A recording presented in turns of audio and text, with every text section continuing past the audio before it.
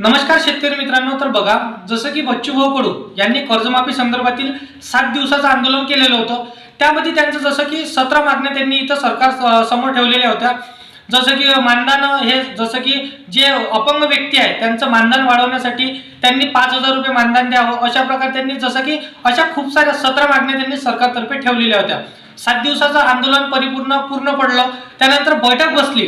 त्या बैठकीमध्ये जसं की त्यांनी 8 ते 10 दिवसाचा टाइम सरकारने बच्चूभाऊ कडूंना दिलेला होता की कर्जमाफी संदर्भातील आम्ही काही निर्णय घेणार, परंतु अजूनही काही निर्णय घेतला नाही।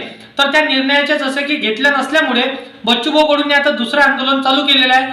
तर त्या आंदोलनात जसं की आता पावसाळी अधिवेशन सुरू झालेलं आहे मित्रांनो, तर सर्व शेतकऱ्यांनी ही बच्चूभाऊ कडूंना सहभाग द्यावा, कारण की 138 किलोमीटर पैदल चालण्याचे त्यांना आंदोलन केलेलं आहे आणि हे आंदोलन सुरू देखील झालेलं आहे। तर त्या आंदोलनात भरपूरशा शेतकऱ्यांनी, आपल्या महाराष्ट्रातल्या शेतकऱ्यांनी, जर का तुम्ही शेतकरी असाल, आपल्या व्हिडिओला बघत असाल, तर बच्चूभाऊ कडूंना जास्तीत जास्त शेतकऱ्यांना सहभाग करावा हेच आपणास विनंती आहे, कारण की कर्जमाफी संदर्भातील भरपूरसे शेतकरी इथं प्रतीक्षामध्ये आहे मित्रांनो। तर अशा पद्धतीची महत्त्वाची माहिती होती।